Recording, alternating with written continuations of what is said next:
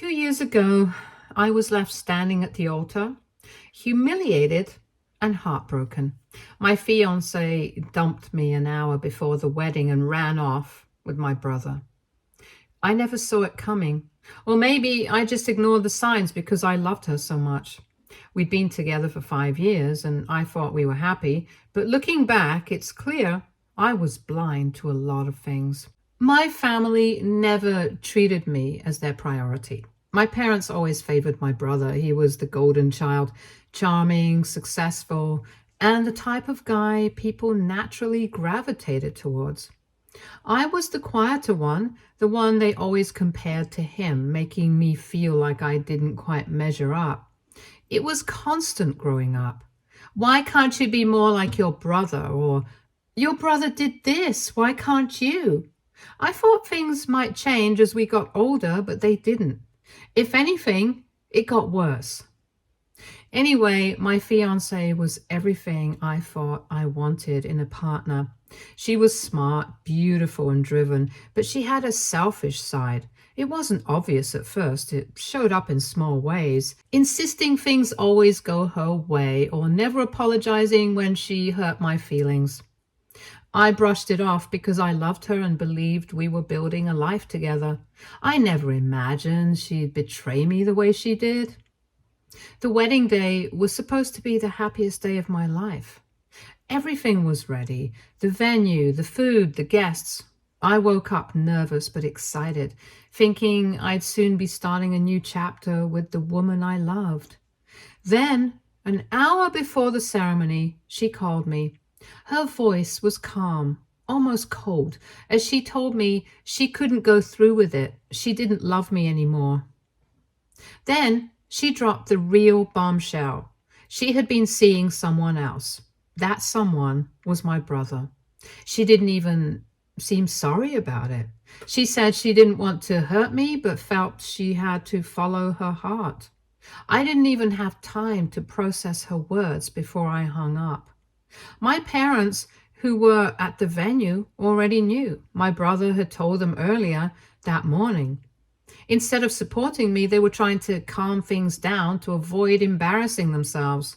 When I confronted them, they defended her. They said things like, "Maybe it's for the best," and "You wouldn't want to marry someone who doesn't love you." My mom even had the nerve to suggest I should be happy for them. My dad was no better. He just stood there and told me to keep it together. It wasn't until later that I found out my parents had played a part in all this. My brother had always been interested in her, and apparently they thought she was too good for me. They decided she would be a better match for him. They'd been encouraging her to choose him for months and even promised her financial support if she left me for him. I had no idea my family could be that manipulative. I walked out of the venue that day and didn't look back. I left everything behind, my family, my friends, even my hometown. I couldn't stand being around any of them. I moved to a different state and started over. I found a job, a small apartment, and spent the next 2 years rebuilding my life. It was hard at first. I didn't know anyone, and the loneliness was crushing. But as time passed, I found peace. I made new friends, started therapy, focused on myself for the first time in my life. I didn't tell anyone where I was or how to contact me. I wanted nothing to do with the people who had betrayed me. Then, 2 years later, my ex-fiancé showed up at my door. I had just gotten home from work, and when I opened the door, I barely recognized her. She looked exhausted and worn down, like she hadn't slept or eaten properly in days. Her once confident, polished demeanor was gone. She was shaking and her eyes were red from crying. She told me that life with my brother had turned into a nightmare. He was controlling, emotionally abusive, and unfaithful. The golden child everyone adored was a monster behind closed doors. They had gotten married shortly after our wedding fiasco and now had a child together. But things had fallen apart. My parents, who had once been so eager to support her, turned on her when she stopped meeting their expectations. She said she felt trapped, isolated, and afraid. She was planning to divorce my brother, but was terrified of what he might do. He had money, connections, and a mean streak. She was scared he'd ruin her financially and take their child away. She came to me because she thought I could help. She wanted me to testify in court about how toxic and manipulative my family was. She thought my testimony could strengthen her case and help her keep custody of her child. I stood there listening to her, feeling nothing but anger. She had made her choices. She knew exactly what kind of person my brother was, and she still chose him over me. She let my family manipulate her and walked away without looking back. And now, after everything she put me through, she expected me to come to her rescue.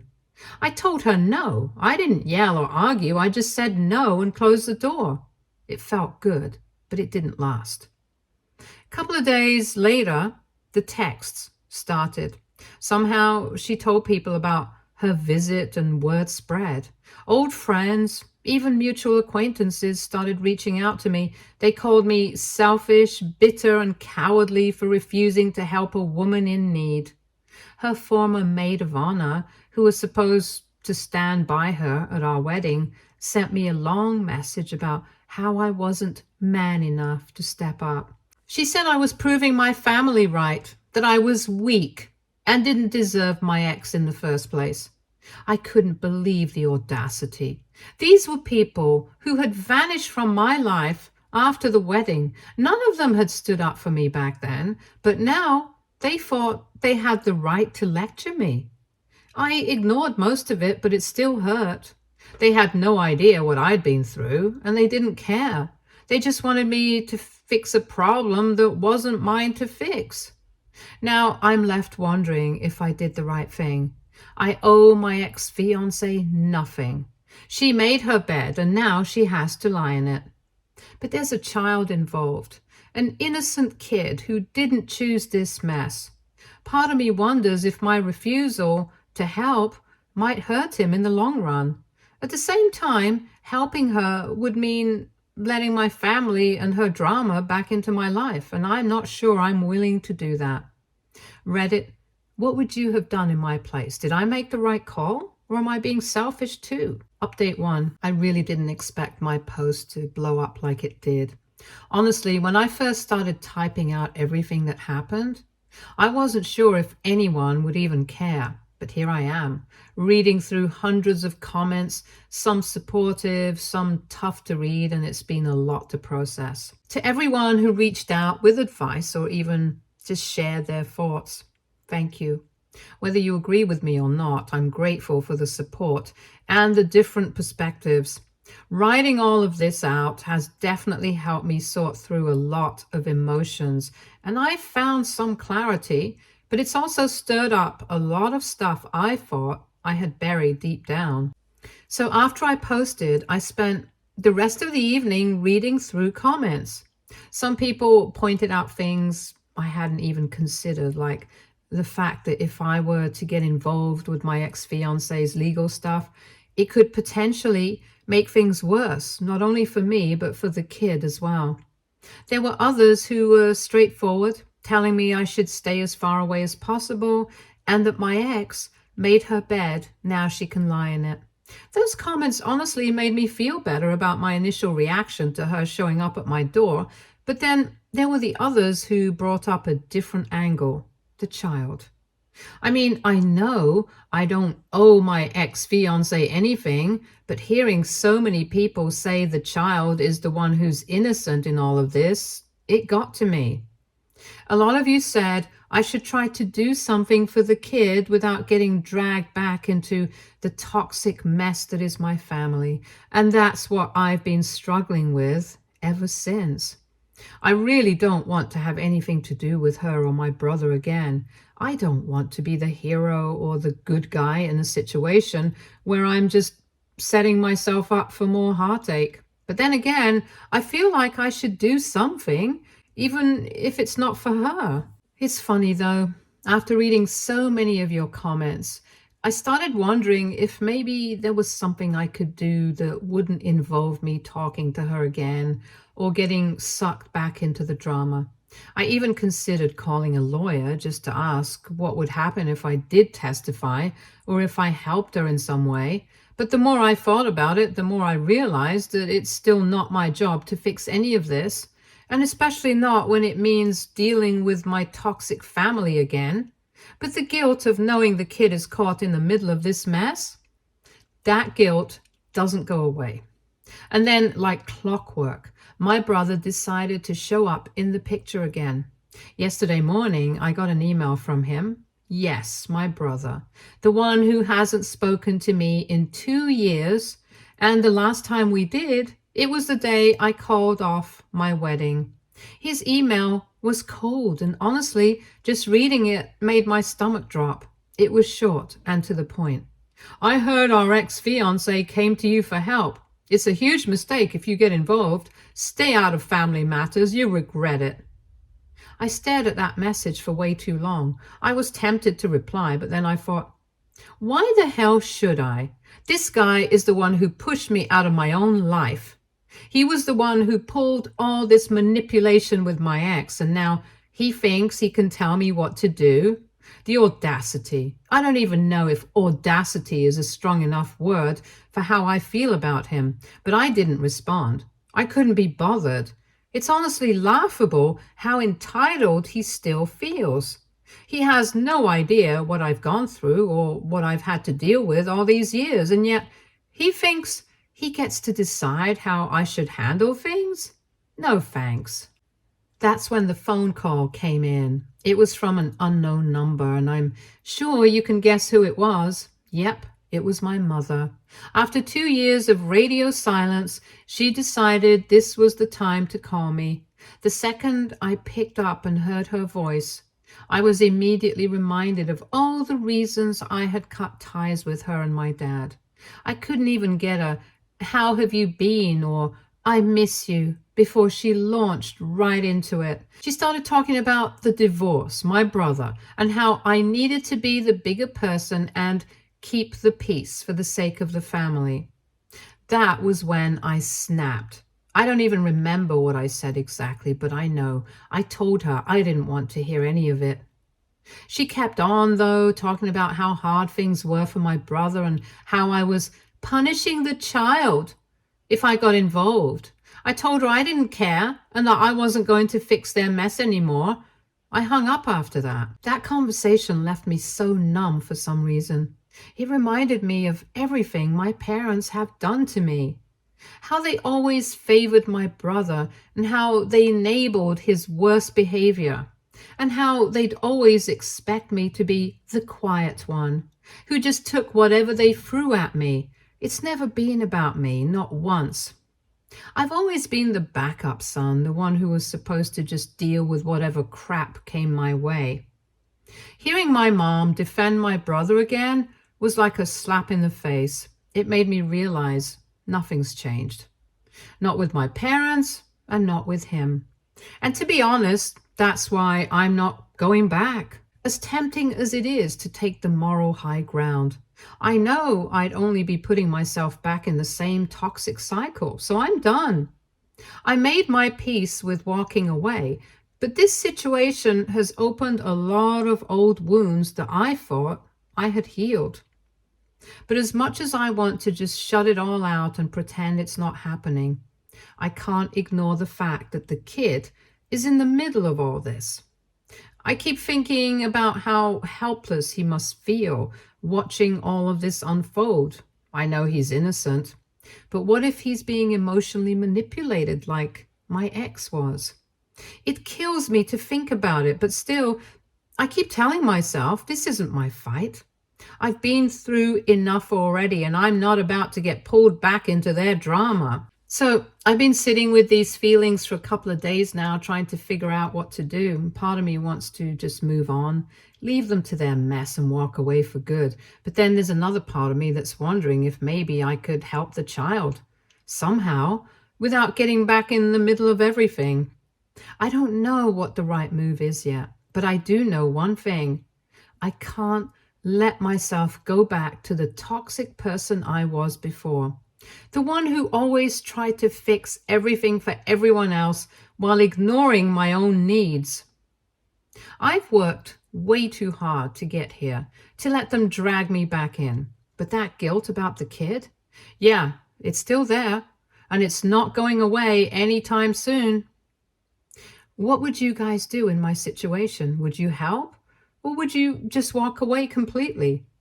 I'm struggling to find the balance. Update 2. I thought things might settle down after my last update, but I was wrong.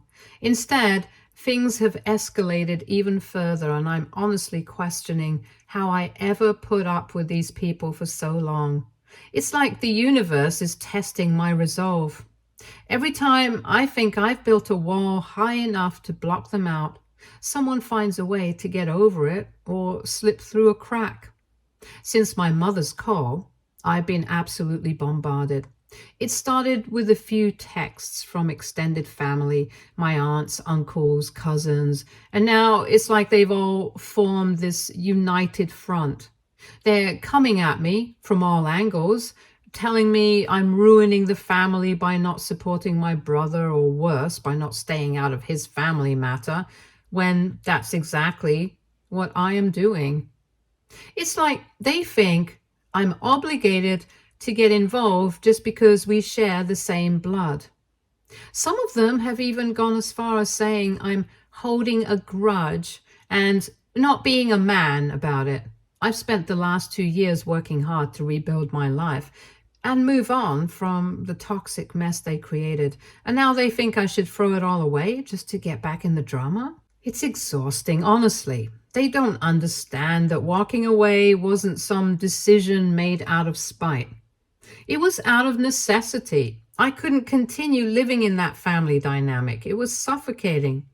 But they don't want to hear that. To them, family means loyalty no matter what, even if that loyalty comes at the cost of your happiness and well-being. On top of all the family drama, I've also started getting emails from my ex-fiancée.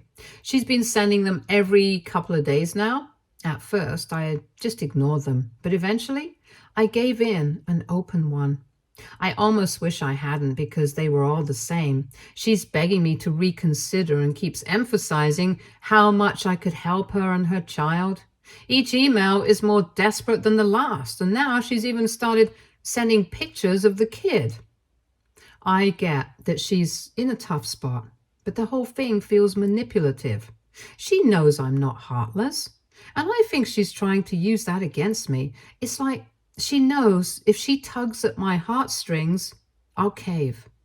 The thing is, I'm not stupid. I see what she's doing, but I can't pretend it doesn't make me feel guilty. I didn't ask for those pictures and I didn't want them, but she knows I'll look at them.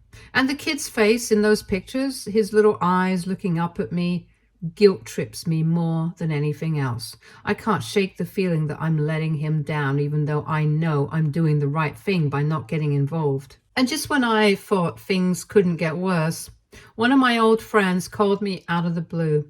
He's someone I haven't spoken to in years, but apparently he heard about the whole situation through the grapevine. He called me late one evening, and when I saw his name on the screen, I almost didn't answer. I wasn't in the mood to have another "you should do the right thing" conversation, but I picked up anyway. He didn't even waste time with pleasantries, just jumped right in, saying I should be the bigger person and help my ex-fiancé out, even if it's just to protect the child. He went on about how I couldn't just let a kid suffer because of what my brother did.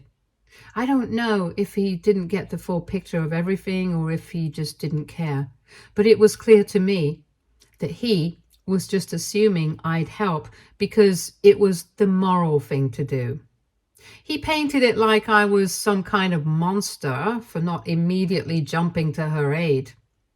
I told him I couldn't help, and that this was a situation between her, my brother, and my family, not me. But he wasn't hearing it. He said I was being stubborn, that I was holding on to grudges, and that this kid needed me. He made it sound like I was abandoning someone who was clearly in need. But that's the thing. She's not the only one in need. I've spent so many years in this toxic environment taking care of everyone else's problems and never dealing with my own. I'm done with that. I ended the call quickly, but it left me feeling even more conflicted. As much as I wanted to defend myself and explain why I wasn't going to get involved, I didn't. I know it's not my responsibility to clean up this mess. I know she and my family made their choices and now they have to live with them. But the guilt, it's still there, no matter how hard I try to shake it.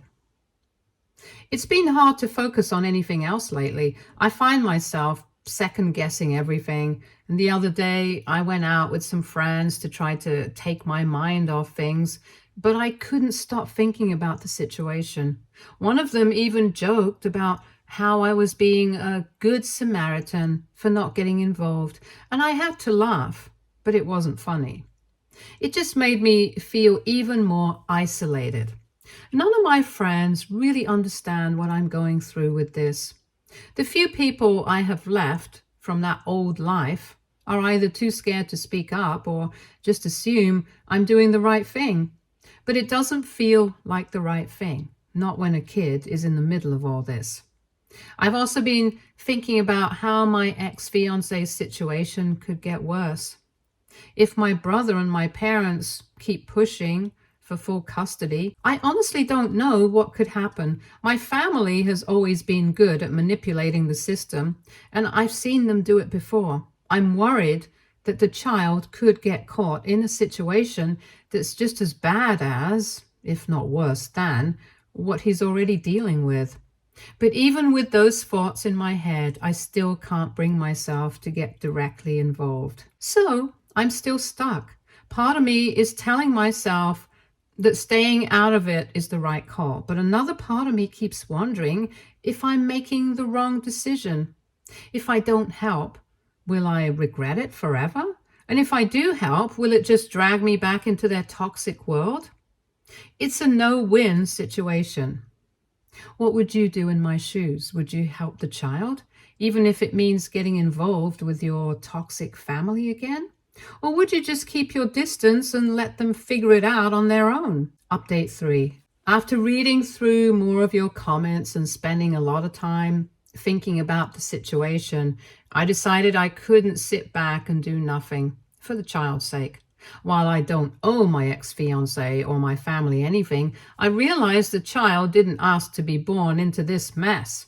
He's innocent, and if I have the means to help him escape the toxic environment my brother and family have created, I should at least try. But I also knew that if I were going to do something, I had to protect my peace in the process. I'm not going to let them drag me back into their world. I've worked too hard to rebuild my life and create boundaries, and I'm not about to sacrifice all of that for a situation that's out of my control. So I spent a lot of time thinking it through, and eventually I came up with what I felt was the best compromise. I filed an anonymous report with Child Protective Services, CPS. At first, I wasn't sure if this was the right move, but as I considered the situation more, it became clear to me that this was the only way to potentially help without being dragged back into the chaos. I sat down one evening with all the information I had, everything my ex-fiancé had told me about my brother's behavior, how my parents treated her, and just how toxic and manipulative the family dynamic had always been. I included every relevant detail I could think of. I didn't just talk about the physical and emotional abuse my ex-fiancé had suffered. I also highlighted how my brother's controlling behavior had affected everyone around him, especially her. How he'd always used his charm to manipulate people, including my parents, into turning a blind eye to everything he did. I made sure to mention how my parents had enabled him at every turn, always making excuses for him, pushing me aside in the process. I knew that if CPS were to look into the situation, it would give them some much needed context about the environment the child was in. They needed to understand that it wasn't just my brother's behavior that was the problem. It was also the way my family had always chosen to enable his actions instead of holding him accountable. I even included screenshots of some of the emails my ex-fiancé had sent me. She had mentioned how scared she was for herself and the child, how she felt trapped in the marriage, and how she had no one to turn to. I knew I didn't have direct evidence of abuse towards the child, but I hoped that CPS would see enough in what I shared to open an investigation. Maybe they wouldn't find enough to intervene, but at least they would know what was going on. I needed to be sure that someone was looking out for the child, even if it wasn't me. Filing that report felt like a weight lifted off my chest.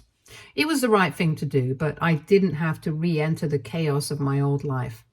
I made sure that CPS knew I wanted to stay anonymous and that I didn't want to be contacted for follow-ups or involved in the case in any way. I didn't even want my name mentioned. I just wanted to make sure that the kid was safe, and I figured if CPS thought there was any merit to my report, they would investigate it further without my involvement. I didn't expect any immediate feedback or any kind of closure.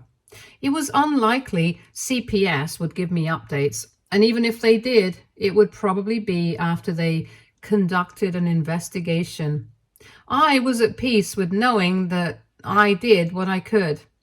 I didn't have to reopen the old wounds of my family's mess, and I didn't have to get caught up in their drama anymore. At the end of the day, the report was the most effective way I could act without sacrificing my mental health and the life I've worked so hard to rebuild. In the days that followed, I tried to focus on moving forward, but that's easier said than done. My family is relentless, and every time I think they might leave me alone, another message or email pops up. This time, it wasn't just my mother or a distant cousin. This time, my brother himself reached out, and honestly, I didn't even know how to respond. He sent me a short message accusing me of betraying the family and being vindictive. He told me I was making a huge mistake and I'd regret it, but there was something else in the tone of the message that made me stop and think for a second. It wasn't just anger, it was fear. He was worried. I didn't even bother responding. The more I thought about it, the more I realized that everything he'd said was nothing but manipulation. It wasn't about him. It was about control, and I wasn't going to fall for it again. I've been through this song and dance before. It's always the same. They try to make me feel like the bad guy for setting boundaries and doing what's right, but in the end, they're the ones who've made this mess. I don't owe them an explanation anymore, not about anything. As for my ex-fiancée, I haven't heard from her in a couple of days, which was a relief, until I got one last email from her yesterday. It was short, just a simple message that said, "Thank you, and I'm sorry for what I put you through." No details, no explanations, just those words. It left me with mixed feelings. On one hand, I'm glad she at least acknowledged the pain she caused, but on the other hand, it made me realize just how much she's going through. Maybe something has shifted in her situation, or maybe she's finally seeing the reality of her circumstances. Either way, it's clear that she's still struggling. I don't know what's going to happen next with her custody battle, but if there's even a small chance she could get the child out of that toxic environment, I hope it works out for her. But I have to remind myself that I can't get back involved. I can't fix her problems, and I've already done more than enough to help. Now it's up to the authorities. If CPS investigates and finds enough to act, I've done my part. If not, then I'll have to accept that I can't control everything, no matter how much I want to. Thank you to everyone who has offered advice, support, or even tough love. Your comments really help me see the bigger picture, and they gave me the strength to act without second-guessing myself. And for anyone reading this who might be in a similar situation, it's okay to protect your peace. You can care about others and still maintain your boundaries. Sometimes doing the right thing means stepping back and letting the system do its work. You don't have to fix everything on your own. Do what you can and leave the rest to those who are better equipped to handle it. I don't know what's going to happen next with my ex-fiancé, my brother, or any of this mess. But I know one thing, whatever happens, I'll be okay. Stay tuned for more stories from our girl relationships.